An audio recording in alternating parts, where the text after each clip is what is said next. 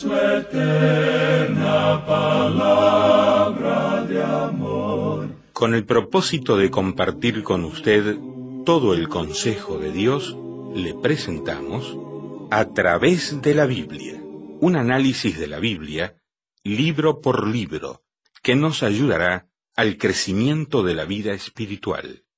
Estos estudios fueron diseñados por el Dr. J. Vernon McGee, destacado maestro y expositor de la Biblia. Le invito a que nos acompañe en este fascinante recorrido de A través de la Biblia. Cuán firme cimiento la palabra de Dios. Le doy gracias a Dios que me permite acompañarle otra vez, mi amiga y mi amigo, en este tiempo de análisis de la palabra de Dios. Les habla su hermano en Cristo, Lemuel. Estoy para servirle. Cuando guste de escribirme, con mucho gusto voy a contestarle, voy a responderle a sus necesidades. También hay otras personas en el equipo internacional de A través de la Biblia, como Erika, Carol, Jaime, Mili y otros que seguimos de cerca el proceso de este programa y queremos colaborar con usted para ayudarle. Nos escribió desde Arequipa, Perú, Fortunato, y nos dice saludos a todo el grupo del programa. Es para comunicarles que he recibido las notas y bosquejos por correo electrónico. Con estas notas y bosquejos será para mí una guía y alimento para poder entender la Biblia. Doy gracias a Dios y a ustedes, y los felicito nuevamente por lo que están haciendo por mí y por las personas de todo el mundo para enseñar la Biblia. Como dijo Jesús, recibieron de balde, gratis. Entonces están dando gratis. Gracias a Dios porque Dios nos permite compartir la palabra de Dios. Saluda Fortunato Mamani desde Arequipa, Perú. Muchas gracias por este testimonio y por decirnos que ha recibido las notas y bosquejos. El pasaje para hoy es Éxodo capítulo 20, verso 3 hasta el 35. Vamos a orar. Señor, pedimos tu bendición para este tiempo de estudio de tu palabra. Guíanos para que podamos entenderla. En el nombre de Jesús te lo pedimos. Amén.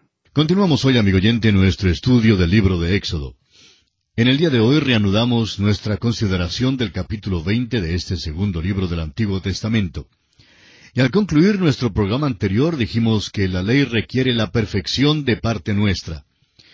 Nunca nos hemos encontrado con alguien cuya conducta haya sido igual a las normas de Dios. La ley no es alguna noción vaga, ni tiene nada que ver con las buenas intenciones que no se cumplen.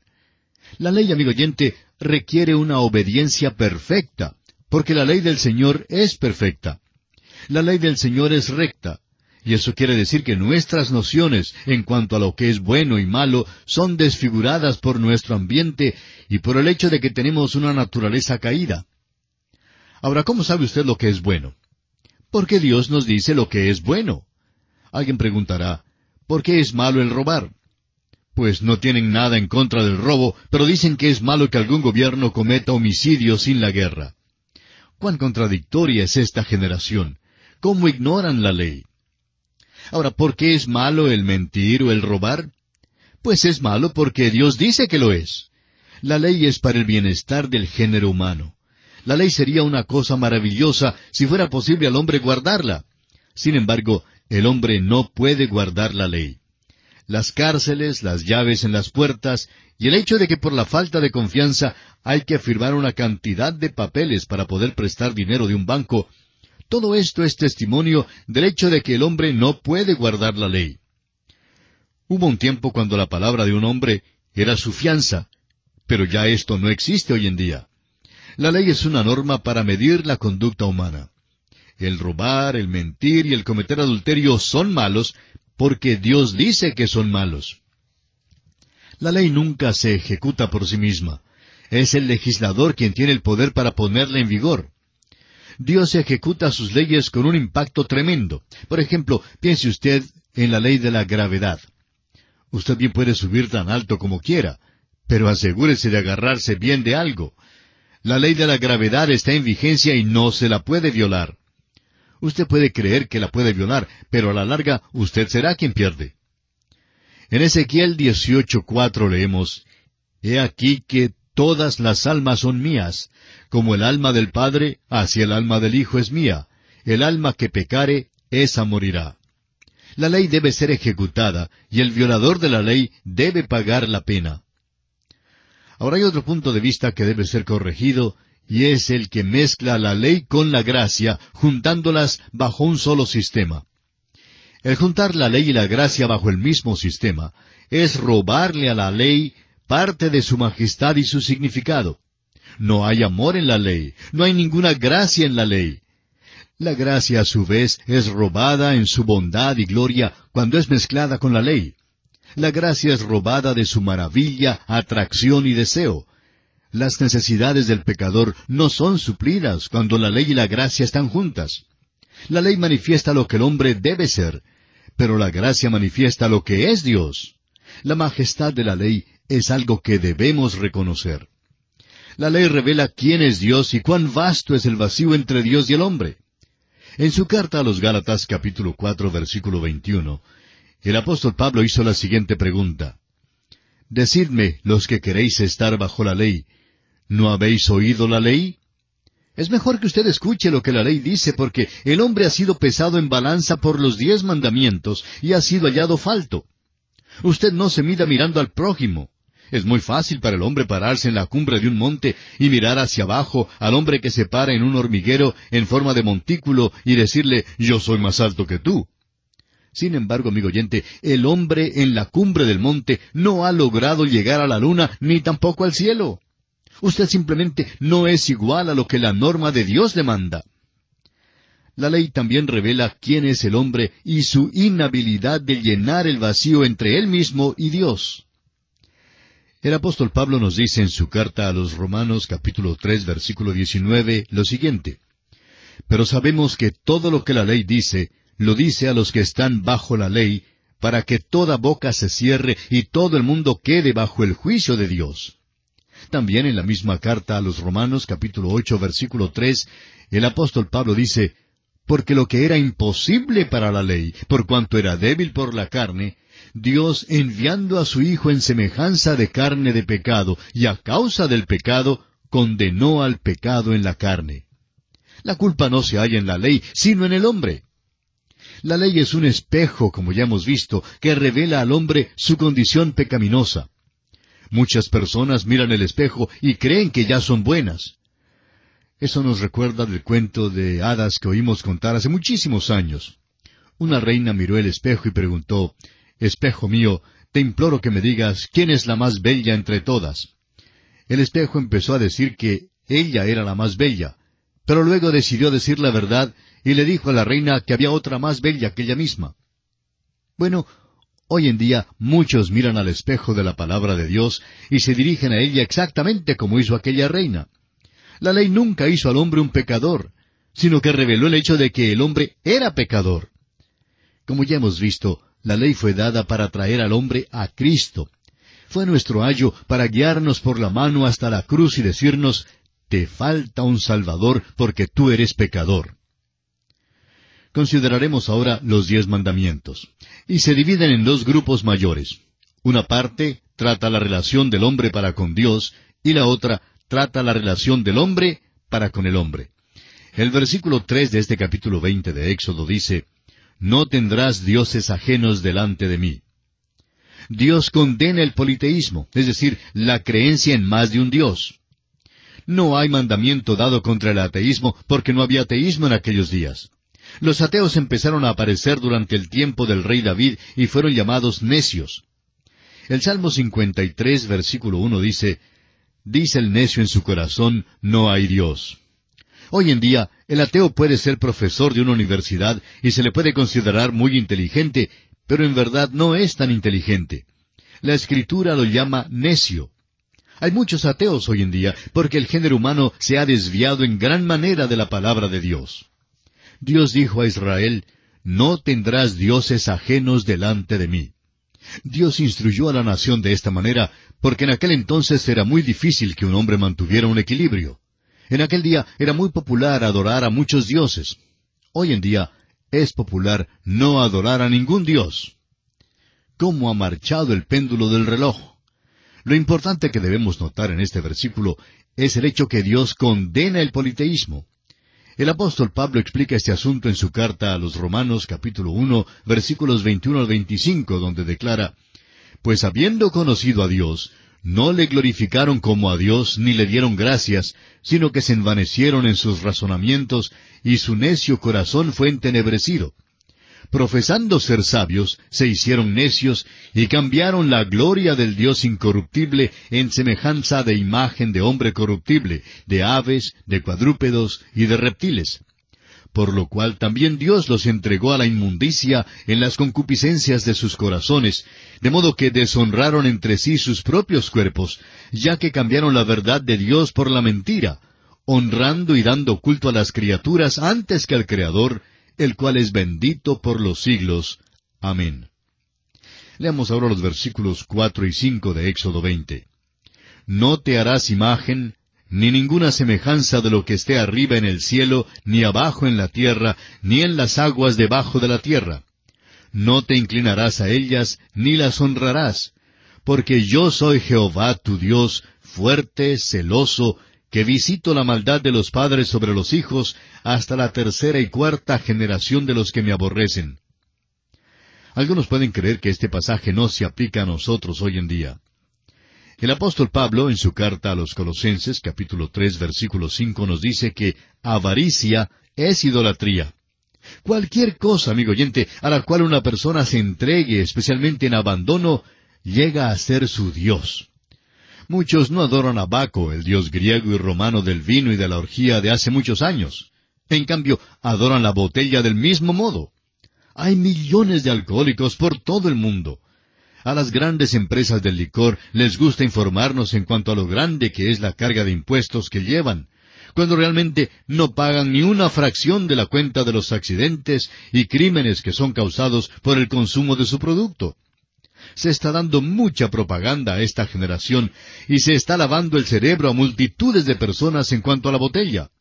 Adoran al dios Baco. Otros adoran a Afrodita, la diosa del sexo. Algunos adoran al dinero. Cualquier cosa, amigo oyente, a la cual usted entregue su tiempo, su corazón y su alma, se constituye en su Dios.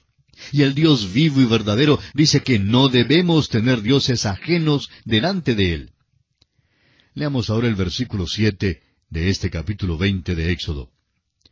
«No tomarás el nombre de Jehová tu Dios en vano, porque no dará por inocente Jehová al que tomare su nombre en vano». El tomar el nombre del Señor en vano es de frecuente ocurrencia en nuestros días. Es blasfemia. Ahora, ¿por qué es malo? Es malo tomar el nombre del Señor en vano porque Él es Dios y Él es santo. Cometer este pecado es revelar una falta de vocabulario. Muchos no pueden expresarse sin usar un lenguaje profano. Si se quitara la profanidad de algunas personas, se quitaría también su vida. Un hombre que fue convertido maravillosamente hace algunos años, dijo una vez que cuando se convirtió, perdió más de la mitad de su vocabulario. Veamos ahora el cuarto mandamiento en los versículos 8 al 11 de Éxodo capítulo 20. «Acuérdate del día de reposo para santificarlo. 6 días trabajarás y harás toda tu obra, mas el séptimo día es reposo para Jehová tu Dios. No hagas en él obra alguna, tú, ni tu hijo, ni tu hija, ni tu siervo, ni tu criada, ni tu bestia, ni tu extranjero que está dentro de tus puertas. Porque en 6 días hizo Jehová los cielos y la tierra, el mar y todas las cosas que en ellos hay, y reposó en el séptimo día. Por tanto, Jehová bendijo el día de reposo y lo santificó». El día de reposo fue dado a la nación de Israel en una manera muy extraordinaria. Fue un pacto, una señal entre Dios y los hijos de Israel. No creemos que el día sea importante. Después de todos los cambios de calendario que han ocurrido, Es imposible que nosotros sepamos si nuestro séptimo día es sábado o no. No creemos que lo sea, pero eso no viene al caso porque, en cuanto a nosotros se refiere, no importa cuál sea el día que observamos. Observamos lo que creemos ser el primer día de la semana. Puede que sea o que no sea, pero reconocemos el primer día de nuestra semana, porque nuestro Señor Jesucristo resucitó de entre los muertos en aquel día, victorioso sobre el sepulcro, y esta es la razón por qué lo observamos. Ahora, todo esto se descubrirá más adelante al proseguir con nuestro estudio de este libro de Éxodo. Llegamos ahora a la sección de los mandamientos que tratan sobre las relaciones del hombre para con el hombre. Principia en el hogar. Leamos el versículo 12. Honra a tu padre y a tu madre, para que tus días se alarguen en la tierra que Jehová tu Dios te da. El padre y la madre deben ser dignos de la honra de sus hijos. Hablaremos más en cuanto a este mandamiento más tarde. Ahora, en el versículo 13 de Éxodo 20, el sexto mandamiento dice, no matarás. Este versículo es usado por muchos que se oponen a las guerras. Muchos jóvenes han hablado en cuanto a esto y dicen, no se debe matar, por eso no debo ser soldado. El mandamiento, no matarás, no fue dado a una nación, fue dado al individuo. Un hombre no debe matar a otro. Ningún hombre debe ir a un campo de batalla por su propia cuenta y matar por capricho. Nadie tiene el derecho de hacer eso. En cambio, si nuestro país nos manda ir, pues entonces estamos comprometidos para ir. A una nación le es dada la autoridad para proteger la vida humana por medio de quitar vidas humanas. Ningún individuo debe hacerse justicia por sí mismo, pero sí está comprometido a hacer lo que su nación le pide hacer en defensa de su soberanía. Si su nación le ordena que mate, entonces el individuo no es responsable del hecho de matar, sino la nación que le ha dado esa orden. Cuando una persona sirve a su país, está libre de culpa mientras cumpla su deber. Veamos ahora el séptimo mandamiento en el versículo 14. No cometerás adulterio. Vivimos hoy en medio de una revolución sexual que nos ha venido por los siglos. El sexo no es nada nuevo y todavía es adulterio cuando es cometido fuera del matrimonio. Dios lo expone con toda claridad. El hombre puede creer que él ha cambiado este mandamiento, pero no lo ha cambiado. Este mandamiento todavía existe y todavía está en vigor. Siguiendo adelante, el octavo mandamiento, reflejado en el versículo 15, dice, no hurtarás. Nos gustaría dar importancia aquí al hecho de que si a usted se le permitiera cometer adulterio, entonces se le podría permitir robar y matar y todo eso. Todos los mandamientos están en el mismo paquete. Si está bien entregarse a uno, entonces debe estar bien entregarse a todos. Ahora, si uno es malo, entonces todos son malos. El noveno mandamiento dice en el versículo 16, no hablarás contra tu prójimo falso testimonio. El hablar contra el prójimo falso testimonio es sencillamente mentir. Ahora el décimo mandamiento en el versículo 17 dice, no codiciarás la casa de tu prójimo, no codiciarás la mujer de tu prójimo, ni su siervo, ni su criada, ni su buey, ni su asno, ni cosa alguna de tu prójimo. La codicia o avaricia, según el apóstol Pablo en su carta a los Colosenses, capítulo 3, versículo 5, es idolatría. Este es uno de los pecados más grandes de la hora presente. Dios condena el matar, el cometer adulterio, el robar, el hablar falso testimonio y el codiciar. Tendremos ocasión de echar una ojeada a los 10 mandamientos de una manera diferente más adelante. Veamos ahora otro aspecto importante. El efecto de la visita de Dios sobre los israelitas. Dios ha dado a los israelitas el código moral que son los 10 mandamientos. La ley tiene que ver con algo más que el código moral. Dios también les dará aquella parte de la ley que trata de la legislación social. También les dará unas instrucciones con respecto a un altar y a la construcción del tabernáculo. Continuemos ahora leyendo los versículos 18 y 19 de Éxodo 20. Todo el pueblo observaba el estruendo y los relámpagos y el sonido de la bocina y el monte que humeaba. Y viéndolo el pueblo, temblaron y se pusieron de lejos.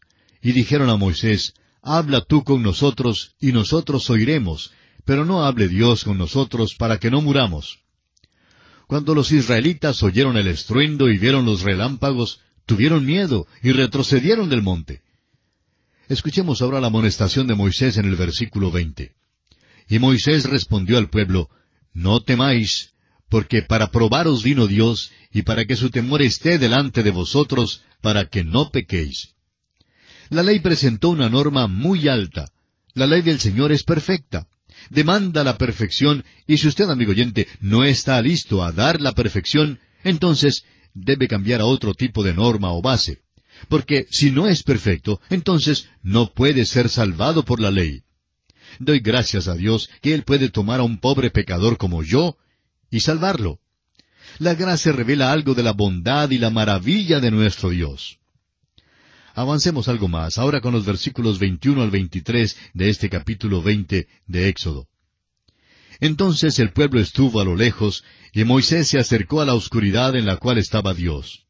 Y Jehová dijo a Moisés, Así dirás a los hijos de Israel, Vosotros habéis visto que he hablado desde el cielo con vosotros. No hagáis conmigo dioses de plata, ni dioses de oro os haréis. ¿Por qué apareció Dios así en esta manera a los israelitas? Creemos que es evidente que Dios quería impresionar en ellos el hecho de que Él es el Dios vivo. Quería que se dieran cuenta que el adorar a los ídolos era adorar a la criatura más bien que a Dios. Dios está ahora más cerca de este pueblo que lo que jamás estuvo antes. Veamos ahora algunas de las instrucciones que fueron dadas en cuanto al altar. Dios ha dado a Israel los 10 mandamientos. Ahora, junto con los mandamientos, Dios les da unas instrucciones para un altar. Un altar es utilizado para el sacrificio. El altar habla de la cruz de Cristo y la sangre que Él derramó. Este es el altar que hicieron antes que edificaran el tabernáculo y no podían llevarlo con ellos. Al parecer, todos los altares que hacían mientras viajaban por el desierto eran como este. Solo cuando se edificó el tabernáculo, fue entonces construido un altar que podía ser transportado. De este capítulo 20 de Éxodo, leamos ahora el versículo 24. Altar de tierra harás para mí, y sacrificarás sobre él tus holocaustos y tus ofrendas de paz, tus ovejas y tus vacas. En todo lugar donde yo hiciere que esté la memoria de mi nombre, vendré a ti y te bendeciré. No hay mención de la presentación de una ofrenda de pecado en este altar. La ofrenda de paz revela que el hombre necesita un sacrificio que le reconcilie con Dios, y Cristo hizo la paz mediante la sangre de su cruz. El holocausto habla de quién es Cristo y de su dignidad y habilidad para salvar. Este altar debía ser hecho de tierra, y era el lugar sobre el cual los israelitas debían sacrificar los holocaustos y ofrendas de paz. Las ofrendas de expiación fueron dadas a Israel más tarde. Leamos entonces el versículo 25. Y si me hicieres altar de piedras, no las labres de cantería, porque si alzares herramientas sobre él, lo profanarás. Hay una lección importante aquí en este versículo. Dios quería que ellos edificaran un altar de piedras sin adorno y sin escultura. En el momento en que se alzaba una herramienta para labrar las piedras del altar, en ese mismo momento se profanaba el altar. Un escultor podía hacer que el altar fuera atrayente y muy hermoso, y algo que despertara la aprobación humana. Pero el trabajo del hombre sobre el altar era considerado por Dios como una abominación a él. Bien, amigo oyente, se nos ha ido el tiempo, así es que tenemos que detenernos aquí por hoy. Dios mediante, en el próximo programa continuaremos con este estudio sobre el libro de Éxodo. Hasta entonces, pues, que el Señor le bendiga, es nuestra ferviente oración. Lamentablemente el tiempo se nos ha terminado. ¿Qué le ha parecido el programa? Nos gustaría saber cómo le ayudó. En pocos segundos más le daré la dirección para que nos escriba. Usted puede escuchar, a través de la Biblia, de lunes a viernes, en esta emisora y en este mismo horario. Será un grato placer poder enviarle las notas y bosquejos de este programa. Estos libritos, sin costo para usted, le ayudarán a seguir paso por paso los estudios en cada libro de la Biblia. Su apoyo a este programa es muy importante para que podamos continuar día tras día con estos estudios bíblicos por radio. Pedimos su apoyo en oración y con sus ofrendas y donaciones para que podamos continuar en esta emisora. si necesita más información o sencillamente para que nos cuente acerca de los beneficios que recibe de este programa, escriba a la siguiente dirección: A través de la Biblia, apartado 2805, Miami, Florida, 33265, 2805, Estados Unidos. Repito, programa A través de la Biblia, apartado 2805, Miami, Florida, 33265, 2805, Estados Unidos. Por correo electrónico, escriba a atv@transmundial.org. Telefónicamente puede llamarnos ahora mismo gratuitamente al siguiente número: 1-800-880-5339. 1-800-880-5339. Amigo y amiga, nos tenemos que despedir ya mismo. Pido a Dios que le bendiga. Este programa es producido bajo los auspicios de Radio Transmundial. Todo lo pagó Cristo, quien por mí libremente derramó su sangre carmesí.